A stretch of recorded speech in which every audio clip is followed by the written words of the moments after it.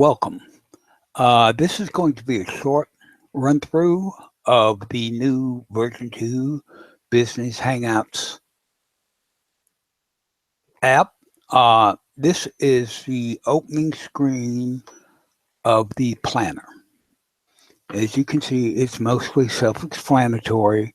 You have uh, the event name, the description, date and time, save, continue. This is anything you've got questions on, it's got here.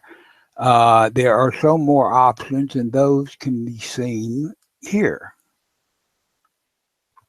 Actually, you can't because it's an overlay. This is the customization. This is screen 2 where you can fill out these, change automatic notifications. If you drop that, that's what that does. If you do the customize communications emails, that's what that does. If you have the reminders, you get 3 reminders that you can set to whatever you like. You also get the thank you email and the we miss you email. This is the attendee setup. This is where you really take control of this. Okay, first you have the attendee options, which are maximum number. That's primarily determined by the plan you use, whether you want to restrict it to domain or not. Event options, you can show the chat, you can show the attendees, you can allow anonymous messaging. All recordings are private. You get a replay link. You get additional options. And I've forgotten where we are.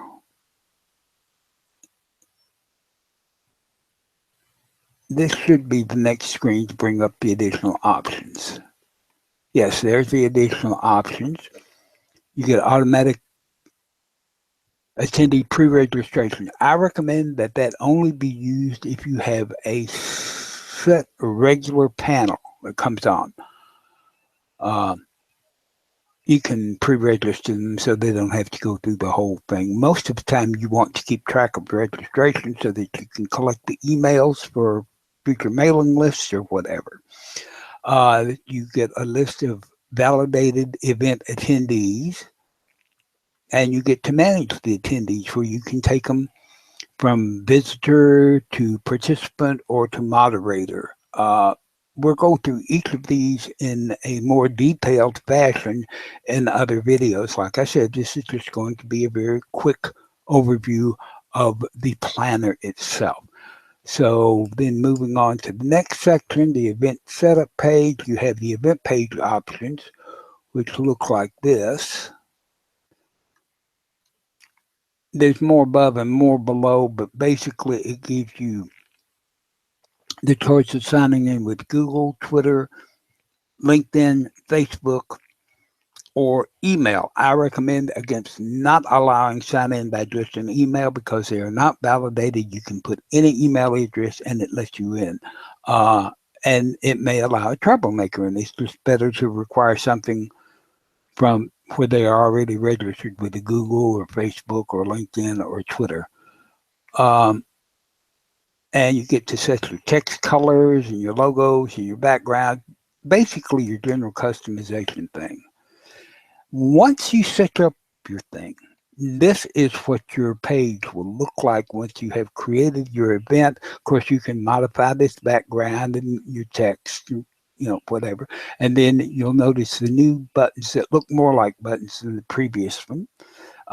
Actually, I like it quite a bit.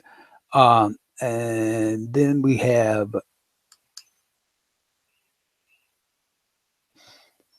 that was the event page option. Now you can charge for your event, which is built in. I think that's a very, very neat thing for those who have crowds big enough to willing to pay to watch them do something. That's just fantastic. Your registration options. Basically, that is to embed the registration on your website. You have This used to be, it says pre-launch video and graphics. It used to say shared content. It is what was the upper right-hand quadrant. But since they have now done away with both the auditorium and the map, there is no full quadrant view per se. So this basically was what was in the upper right quadrant. And apparently the terminology is still fluid on it. I like pre-launch video graphics.